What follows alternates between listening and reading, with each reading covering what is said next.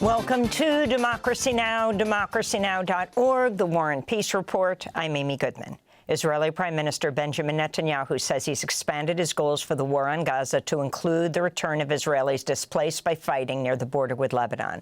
Netanyahu's office announced the escalation after an overnight meeting of Israel's security cabinet and just hours after Israel's war chief, Yoav Gallant, told a senior advisor to President Biden, quote, "The only way left to return the residents of the north to their homes is via military action," unquote. U.S. Defense Secretary Lloyd Austin responded by warning Gallant a full-scale war with Hezbollah would lead to devastating consequences. The Palestinian Education Ministry reports Israeli attacks have killed more than 11,000 students across the Gaza Strip and occupied West Bank since last October 7th. In one of the latest assaults, at least 20 Palestinians were killed when Israel's military bombed the Al Barej refugee camp in central Gaza. 5 others were killed in an attack on Gaza City's Al Zaytun neighborhood. U.S. Secretary of State Antony Blinken is visiting Egypt today to discuss a potential Gaza ceasefire and the release of hostages.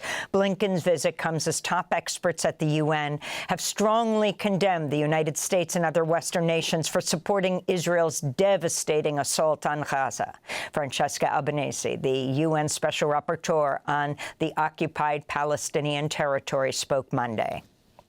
I think that it's unavoidable for Israel to become a pariah in the face of its continuous, relentless, vilifying assault on the United Nations on top of millions of Palestinians. In campaign news, Donald Trump and his running mate J.D. Vance have seized on Sunday's apparent assassination attempt on Trump to accuse their Democratic rivals for their rhetoric, they said. This is Vance at a Faith and Freedom Coalition event in Atlanta Monday. No one has tried to kill Kamala Harris in the last couple of months, and 2 people now have tried to kill Donald Trump in the last couple of months. I'd say that's pretty strong evidence that the left needs to tone down the rhetoric and needs to cut this crap out. Somebody's going to get hurt by it. Trump ally Elon Musk amplified the Trump campaign message, tweeting, then deleting a response to an ex-user in which the billionaire ex-owner Elon Musk mused, "And no one is even trying to assassinate Biden, Kamala," along with a thinking face emoji.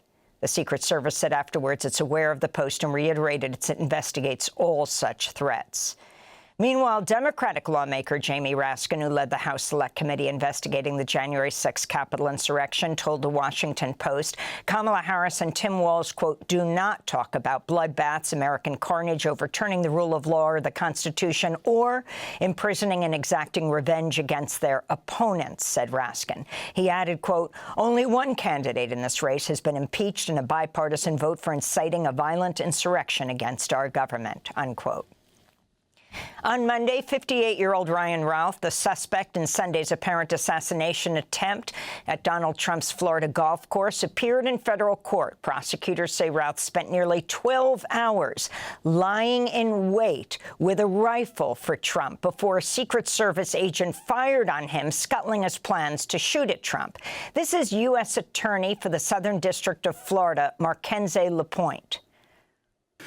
Ralph was charged federally with possession of a firearm by a convicted felon and possession and receipt of a firearm with an obliterated serial number. Markenzie Lapointe is the first Haitian-American to serve as U.S. Attorney.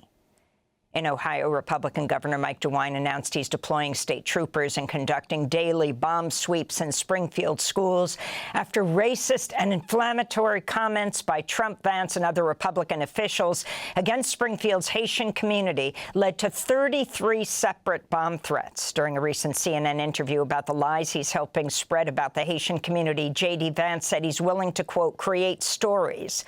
The city of Springfield also announced it's canceling its annual Culture Fest that was scheduled for later this month. Russian President Vladimir Putin has ordered his military to expand the number of active duty troops by 180,000 to a total of 1.5 million. It's the third increase in troop size since Russia invaded Ukraine in early 2022. With the decree, it's likely Putin will have to either expand the draft or change Russian law to allow more women into the military. This comes just days after Putin warned the U.S. and its NATO allies against allowing Ukraine to use Western arms to strike deeper inside Russia. If this decision is made, it will mean nothing less than the direct participation of NATO countries, the United States and European countries in the war in Ukraine. This is their direct participation, and this, of course, significantly changes the very essence, the very nature of the conflict. On Friday, President Biden shrugged off Putin's threat, telling reporters, quote, "I don't think much about Vladimir Putin." Afghanistan's Taliban has suspended a UN-led polio eradication effort, ordering a halt to house-to-house vaccinations. It's a major setback to the global polio eradication initiative. So far this year, the World Health Organization's identified 18 polio cases in Afghanistan, triple the number recorded all of last year. In Massachusetts, a man set himself on fire last Wednesday near the Israeli Consulate in Boston to protest the war on Gaza. He was reportedly hospitalized immediately after with severe burns, but few other details are known. Matt Nelson's believed to be the third person to self-immolate outside an Israeli consulate over the past 11 months.